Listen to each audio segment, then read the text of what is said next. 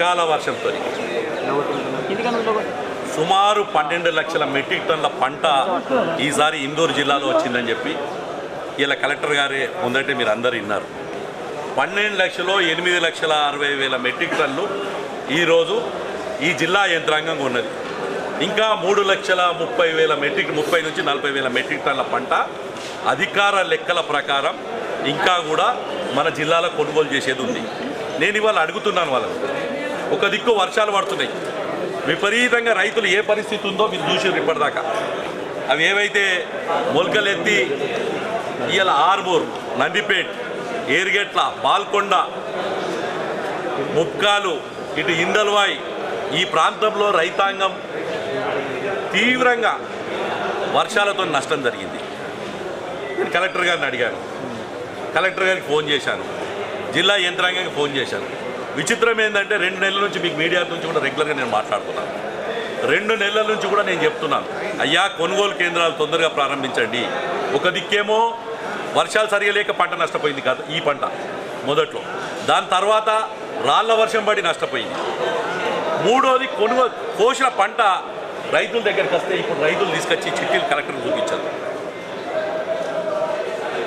ఎన్నడో 18వ తారీఖు నాడు కొలితేసింది, అది 17వ తారీఖు నాడు కొలితేసాడు. తన చిట్టి పట్టుకొచ్చిన తన పెద్ద మంచి ఉంటాడు, ఆ పట్టుకొచ్చాడు, ఆ చిట్టి పట్టుకొని వచ్చాడు.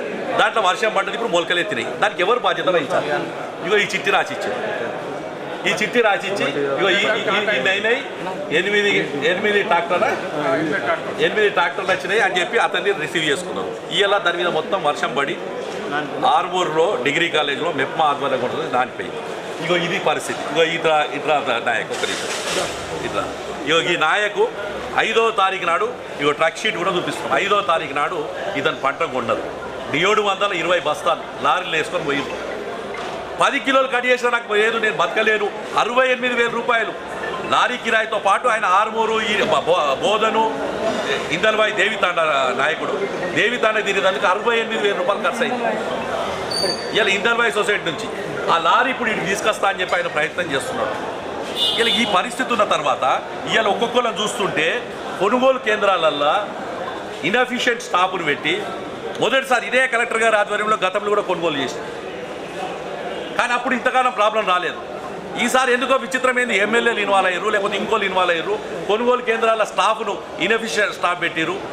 రైతు ఉత్పత్తి సంఘం మేము కొంటాము అంటే కూడా వాళ్ళకి ఇవ్వలేదు, సొసైటీలకు ఇవ్వాలి. కొన్ని దగ్గర సొసైటీ చైర్మన్లు సొసైటీలు గతంలో కొన్న వాళ్ళందరూ కూడా చెప్తున్నారు. ఇంత జరుగుతున్నా ఇంకా కూడా స్పందించినట్టు ఉంటే ఏ రకంగా ఉంటుందని నేను అడుగుతున్నాను. కొన్ని దగ్గర ఐకేపీ సెంటర్లు గత సీజన్లో ఉన్న దాంట్లో ఐకేపీ సెంటర్ 15 లోడ్లు అవుతున్నాయి, 20 లోడ్లు అవుతున్నాయి. ఎవరికి? రైతులు కాపాడుతుందికా లేకపోతే ఇంకా దేనికి? ఇవాళ ఈ పరిస్థితి కారకులు ఎవరు?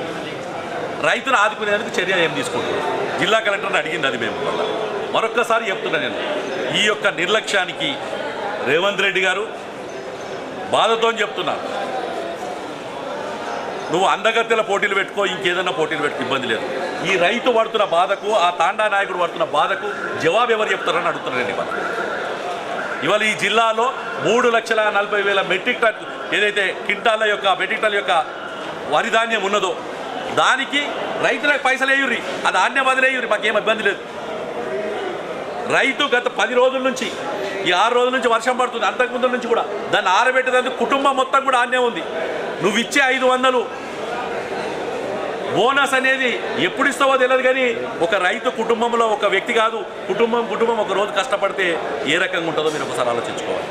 రెండోది విచిత్రం ఏంటంటే 40 కిలోల సంచికి 8 కిలోల తరగండి. 40 కిలోల సంచికి ఇప్పుడు కలెక్టర్ గారు ముందట చెప్పిండు రైతు, ఎవరైనా రైతు అని చెప్పింది ఇగో తిన 8 కిలోల రైతు అంటే 40 కిలోలకు 8 అంటే క్వింటాలకు 17.5 కిలోలు కట్ చేస్తున్నావు. నువ్వు ఇచ్చే 500 రూపాయల బోనస్ అని చెప్పి ప్రైవేట్ వాళ్ళు కొంటూరు, ఇంకోళ్ళు ఎవరైనా కొంటూరు. 12 లక్షల ఎకరా 12 లక్షల మెట్రిక్ టన్ వండిందని జిల్లా వ్యవసాయ అధికారే చెప్తున్నారు, డీసీఓ గారే చెప్తున్నారు. నేను ఇవాళ అడుగుతున్నా, ఈ బాధలన్నీ కారకులు ఎవరు అని అడుగుతున్నాను.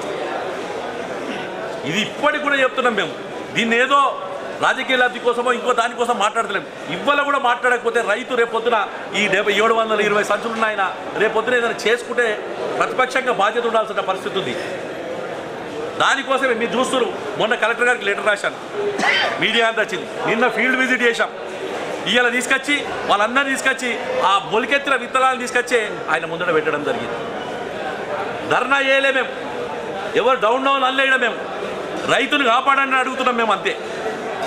రైతుని కాపాడడం కూడా నిర్లక్ష్యం వహిస్తే ఏ రకంగా ఉంటామని అడుగుతున్నాను నేను. ఇవాళ ఈ జిల్లా వరదాని అంటే అన్నపూర్ణ లాంటి జిల్లా. ఎప్పుడైనా సరే నేను 100 సార్లు చెప్తుంటా, ఎద్దేసిన వ్యవసాయం బాగుండదు, రైతేసిన రాజ్యం బాగుండదు. ఇలా ఇందూరు రైతు కళ్ళ నీరు పెడుతున్నాడు.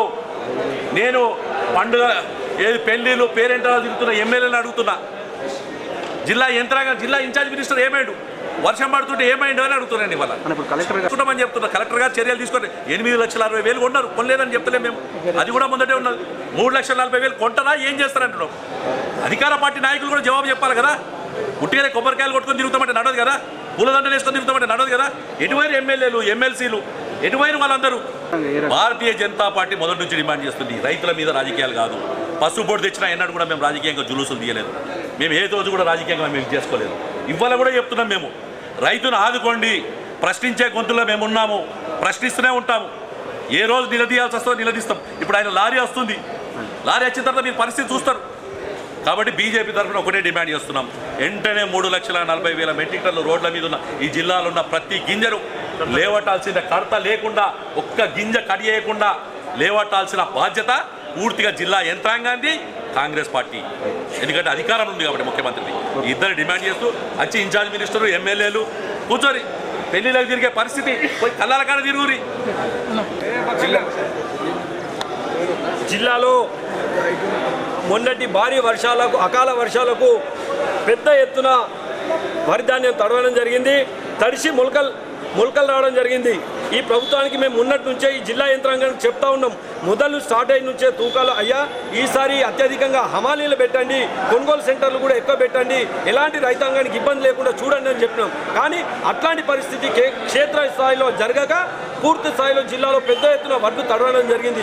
వడ్లు తడిసిందే కాదు, ఆ యొక్క తడిసిన వడ్లను కూడా ఈ రాష్ట్ర ప్రభుత్వం కొనుగోలు చేస్తామని చెప్పినారు. కానీ ఇప్పటి వరకు కూడా ఆ యొక్క తడిసిన వడ్లని కూడా రైస్ మిల్లకు వెళ్తే ఒక్కొక్క బస్తాకు 8 కిలోల నుంచి 12 కిలోలు పోతా ఉన్నారు. కనుక దయచేసి ఇప్పటికైనా తూకం వేసిన వడ్లను తరుగు తీసిన వడ్లకు కూడా ఈ ప్రభుత్వము వెంటనే ఆ యొక్క తరుగు తీసిన బస్తాలకు కూడా మద్దతు రైతుకు వారి యొక్క అకౌంట్లో వేయాలి.